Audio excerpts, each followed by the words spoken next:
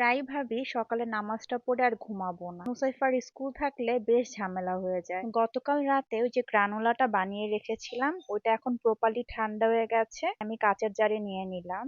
এরকম ঝটপট নাস্তার জন্য রাতেই আমি কিছু কাজ এগিয়ে রাখি। তা সপ্তাহে তো মানুষ একবার বিছানার চাদর চেঞ্জ করে, আমার দুইবার করতে হয়। তা এই বিছানার চাদরটা কাঠবিড়ালি থেকে এসেছে, খুবই ভালো কোয়ালিটির চাদর। আর ধরেও খুব আরাম আরাম লাগছিল।